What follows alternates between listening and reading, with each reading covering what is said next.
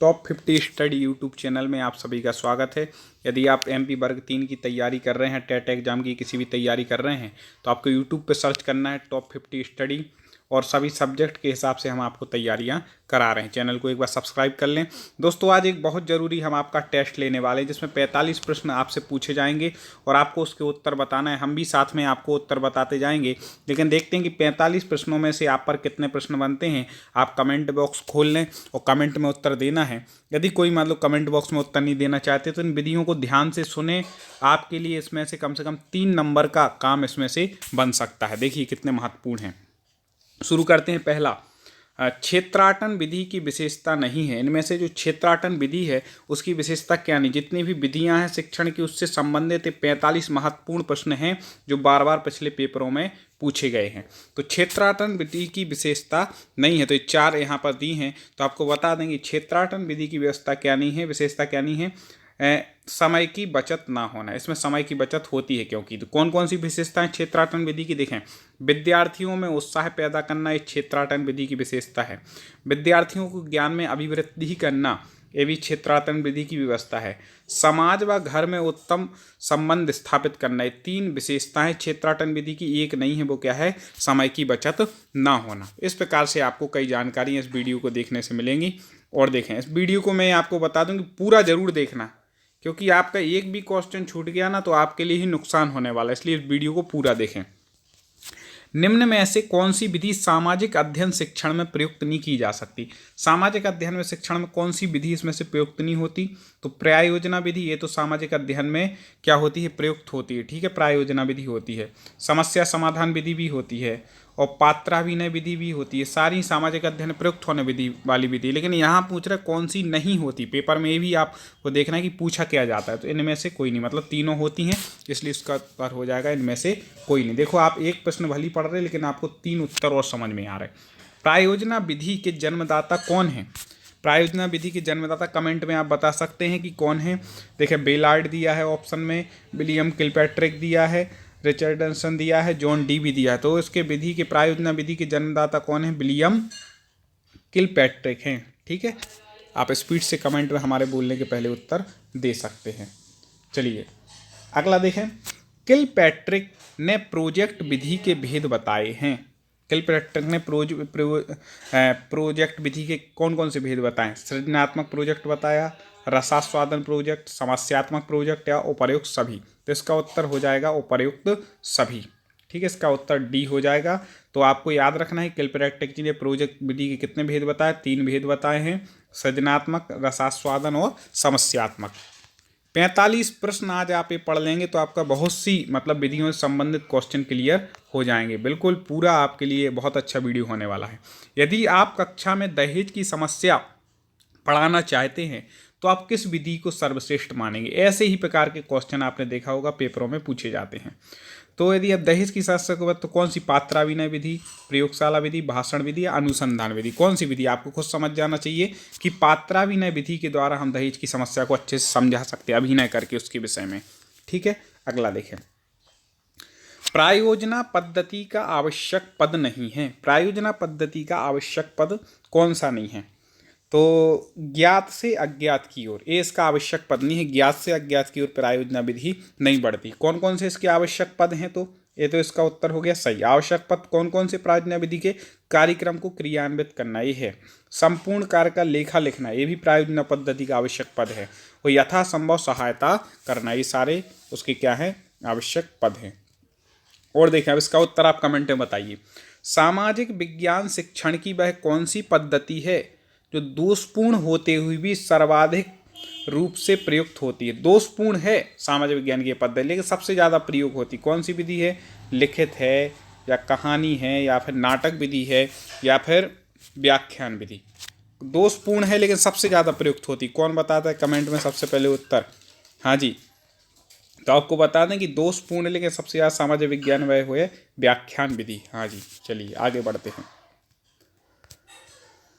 समस्या से जूझना तो जीवन की प्रकृति ही है। छोटे से छोटे प्राणी को भोजन, आवास और सुरक्षा की भौतिक संतुष्टि की समस्याओं का सामना करना पड़ता है। यह समस्या समाधान विधि के संबंध में है कथन किसका है? आपको एक कथन से संबंधित एक क्वेश्चन पूछे जाते हैं, समस्या समाधान विधि के विषय में कथन किसका है? तो ये है प्रोफेसर वॉशिंग जी का, कि भैया समस्या से तो जूझना ही पड़ेगा।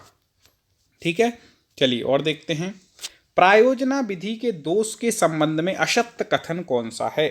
असत्य कथन आपको बताना है प्रायोजना विधि के दोष के संबंध में। तो देखें, अधिक व्ययपूर्ण, ये तो भैया सत्य कथन है प्रायोजना विधि। अधिक समय की आवश्यकता, बिल्कुल। अध्यापक से अत्यधिक आशा, बिल्कुल। छात्रों में निराशा पैदा करना, इसका असत्य कथन है कि छात्रों में निराशा पैदा नहीं करती। ठीक है, हाँ ये तो है, अधिक व्ययपूर्ण होती है, अधिक समय भी लगता है और शिक्षक की से अत्यधिक आशा भी होती है प्रायोजना विधि में। और देखें एक और हमारा वीडियो जिसमें संपूर्ण सिद्धांत और उसके प्रतिपादक आपको बतलाए गए हैं। बाल विकास के अभी तक के जितने भी सिद्धांत हैं, टोटल लगभग 121 सिद्धांत का एक वीडियो है। आप हमारे चैनल पर जाकर उस वीडियो को जरूर देख लें, क्योंकि वो वीडियो आपने नहीं देखा तो आपके 2-3 नंबर का छूट सकता है, क्योंकि अभी तक के सारे सिद्धांत, सारी विधियाँ, उसके प्रतिपादक उसमें दिए हैं। चलिए, वह विधि जिसका आधार निरीक्षण की प्रक्रिया है। वह विधि जिसका आधार क्या है? निरीक्षण की प्रक्रिया। निरीक्षण करना किस विधि में करोगे आप? भ्रमण विधि। अब भ्रमण कर करके अपन क्या हर जगह घूम घूम करके क्या करते हैं? निरीक्षण, तो भ्रमण विधि हो जाएगा। ठीक है, अनुसंधान विधि में तो खोज की जाएगी, समस्या समाधान में समस्या का समाधान किया जाएगा, कार्यगोष्ठी में चर्चा की जाएगी किसी विषय पर, इस प्रकार से होता है। और देखिए, समस्या समाधान विधि का गुण है। समस्या समाधान विधि का गुण कौन सा है वो आपको यहाँ पर बतलाना है कि समस्या समाधान विधि का गुण कौन सा है। कमेंट में आप लोग भी उत्तर बताते जाइए। तो इसमें पहला दिया है, इस विधि से छात्र भावी जीवन की समस्याओं का हल सीखते हैं। बिल्कुल सही है, इस विधि से छात्र क्या करते हैं? भावी जीवन की समस्याओं का हल सीखते ही समस्या समाधान विधि का गुण है। इस विधि से छात्रों में मनोवैज्ञानिक दृष्टिकोण का विकास होता है, ये नहीं है। यह विधि छात्रों को स्वाध्याय के लिए प्रेरित करती, नहीं, ये भी नहीं है। तो ये आप तो उपयुक्त सभी हर जगह नहीं लगाना है, याद रखिएगा, यहाँ पर ये ठीक हो जाएगा। अगला देखें, वह विधि जो ज्ञानेंद्रिय से सीखने की विधि है, ये भी पूछा जा चुका है, कई बार ये पूछा जा चुका है, वेरी IMP। तो वह विधि जो ज्ञानेंद्रिय से सीखने की विधि है, इन चार में से वह कौन सी विधि है आपको बताना है। स्रोत संबंधित विधि है, या फिर कहानी विधि, भ्रमण विधि, या कार्यगोष्ठी विधि। जो ज्ञानेंद्रिय से संबंधित विधि है तो वह भ्रमण विधि। ठीक है, भ्रमण विधि में घूम करके क्या किया जाता है? भ्रमण करके कार्य का ब्यौरा। चलो अगला देखें, निम्न में से कौन सी विधि सामाजिक अध्ययन शिक्षण में प्रयुक्त नहीं की जा सकती? सामाजिक अध्ययन में प्रयुक्त नहीं होती, परियोजना विधि होती, समस्या समाधान, पात्राभिनय भी होती है। ठीक है, इनमें से कोई नहीं इसका उत्तर हो जाएगा। अगला देखें, समस्या समाधान विधि में कितने सोपान होते हैं? ये भी मोस्ट, समस्या समाधान विधि में कितने सोपान होते हैं? हाँ जी, कमेंट में आप लोग भी उत्तर देते जाए, 5 होते हैं। ठीक है, अगला देखें, आपको वीडियो अच्छा लग रहा हो तो एक बार लाइक कर दें, और जो चैनल की लिंक अभी आपको व्हाट्सएप या फेसबुक या टेलीग्राम से मिल गई होगी, लेकिन आगे लिंक मिल पाई ना मिल पाई, इसलिए आप हमारे चैनल को एक बार सब्सक्राइब पर क्लिक कर लें, जिससे जो भी बाल विकास या फिर मैथ या पेडागोजी जो भी वीडियो आए वो आप तक सबसे पहले पहुंच सकें। बेल आइकन को भी आप एक बार दबा लें। विद्यार्थी सबसे अच्छी विधि सबसे अच्छी शिक्षण विधि वह है जिसमें विद्यार्थी पर आधारित क्रियाएं अधिक हों, बहुत सरल हो, बहुत छुट्टियां, उनमें से कोई नहीं। तो विद्यार्थी पर आधारित क्रियाएं अधिक हो, ये सबसे अच्छी विधि होगी, क्योंकि विद्यार्थियों को अपन को सिखाना है। ठीक है, अगला देखो, सामाजिक अध्ययन की शिक्षण पद्धति से अभिप्राय है। क्या है सामाजिक अध्ययन की शिक्षण पद्धति से अभिप्राय? तो आपको बता दें, अध्यापक द्वारा दिया गया भाषण है, अध्यापक द्वारा पाठ्य पुस्तक का प्रयोग, अध्यापक का व्यक्तिगत तरीका और प्रयोग, सभी इसका उत्तर ठीक हो जाएगा। अगला देखें, जिस विधि में अध्यापक सक्रिय व बालक निष्क्रिय रहता है, ये भी वेरी IMP, ये पूछा जा चुका है। कैसी कौन सी विधि है इसमें बालक, अध्यापक तो सक्रिय रहता है लेकिन बालक क्या होता है? निष्क्रिय। अवलोकन, कहानी कथन, प्रश्नोत्तर या नाटकीकरण। तो आपको इसको बताना है बिल्कुल सही, इसमें कहानी कथन की, अध्यापक केवल कहानी सुनाता रहता है और बच्चे क्या निष्क्रिय होकर शांति से बैठे रहते हैं। ठीक है, अगला देखें, प्राथमिक स्तर के बालकों के लिए उपयुक्त पद्धति है। AMP वर्ग 3 के लिए मोस्ट हो जाएगा प्राथमिक स्तर।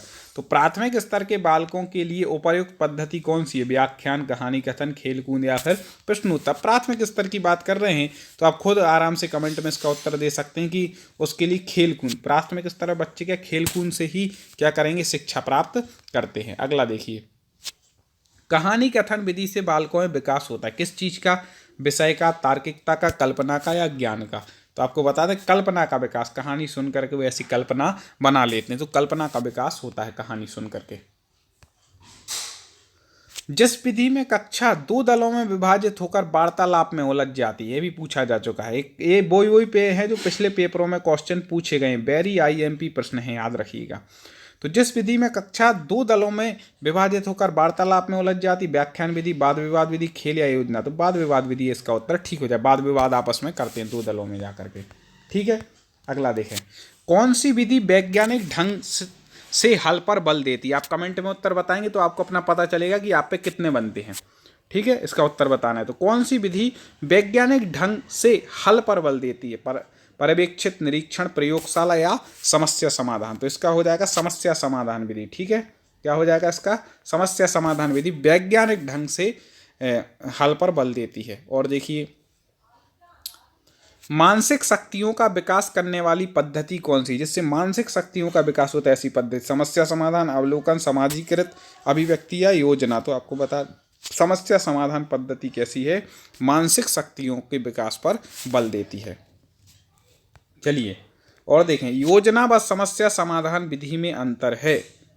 तो योजना व समस्या समाधान विधि में क्या अंतर है, तो वह है निष्कर्षों की दृष्टि से अंतर है कि इसके योजना के अलग निष्कर्ष है, समस्या समाधान के अलग निष्कर्ष हैं।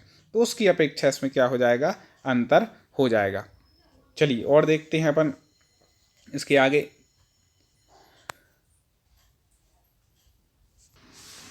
आगे देखिए, सामाजिक वाद विवाद कही जाती है। सामाजिक वाद विवाद क्या, समाजीकृत अभिव्यक्ति, ये सामाजिक वाद विवाद कही।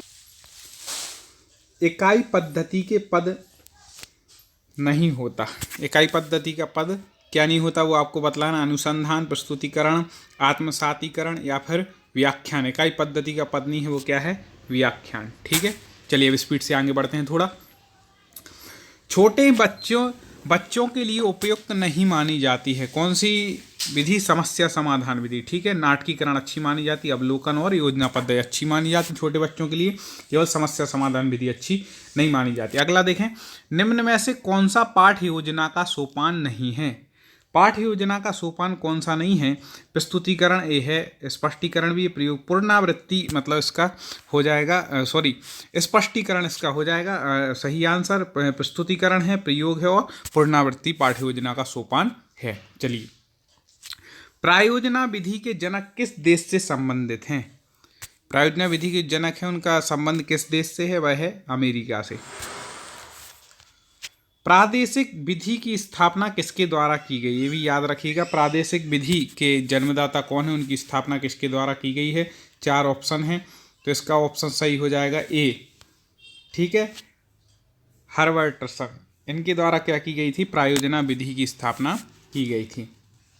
अगला देखें, पाठ्यक्रम में शामिल 4 एच में से कौन शामिल नहीं है।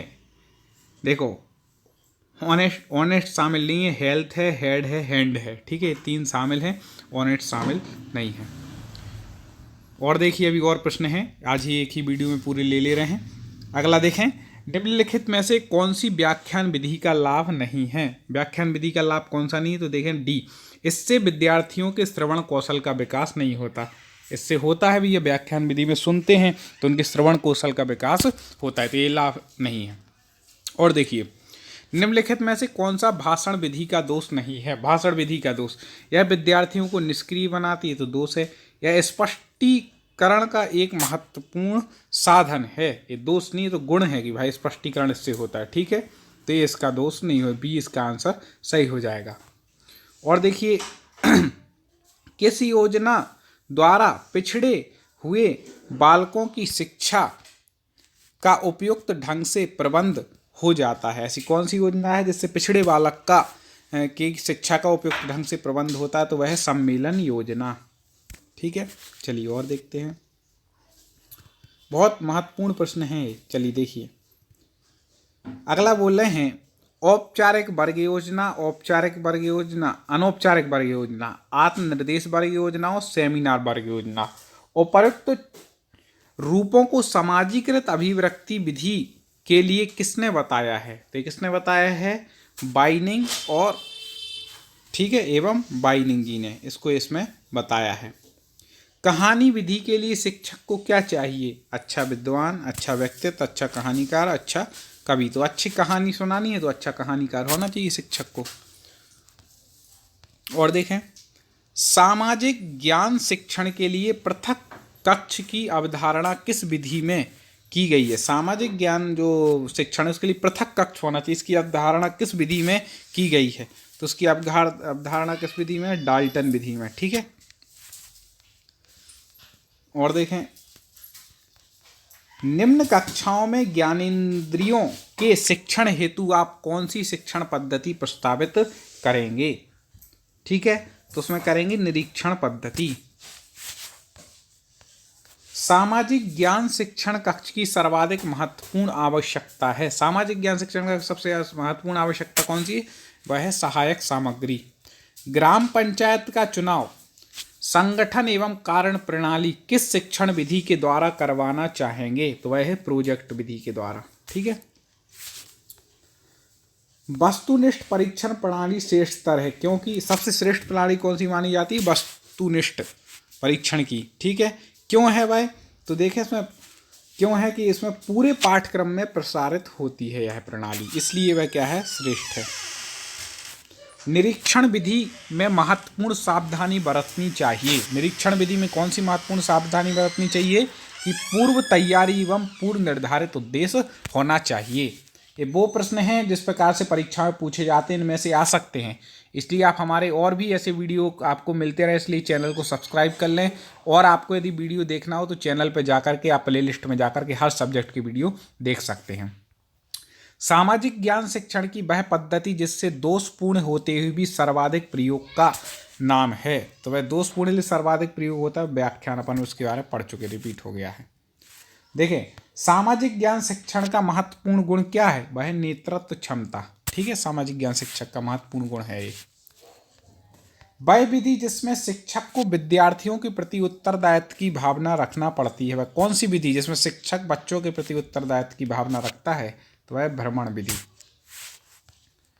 और देखें, सामाजिक ज्ञान का महत्वपूर्ण उद्देश्य बालक को बनाना है। क्या बनाना है? सामाजिक ज्ञान का महत्वपूर्ण उद्देश्य क्या है? बालक को बनाना है। तो इसका उत्तर आपको कमेंट में देना है। ठीक है, इसका उत्तर आप कमेंट में दीजिए कि सामाजिक ज्ञान का महत्वपूर्ण उद्देश्य बालक को क्या बनाना है। ठीक है, इस प्रकार से 45 प्रश्नों पर हमने चर्चा की। और भी ऐसे प्रश्न लेते के आएंगे जो आपके परीक्षाओं में पूछे जाने की प्रबल संभावना है। आप हमारे चैनल से जुड़ें। और 2011 के हर विषय के यदि आपको सॉल्व पेपर देखना हो तो चैनल पर अपलोड हो चुके हैं, उनको आप देख सकते हैं, जिससे आपको एक आइडिया लग जाएगा कि अगले वर्ष किस प्रकार का पेपर आने वाला है। चैनल की लिंक को शेयर करें, वीडियो को लाइक करें, कमेंट करें। अगले वीडियो के साथ पुनः मुलाकात होगी। जय हिंद।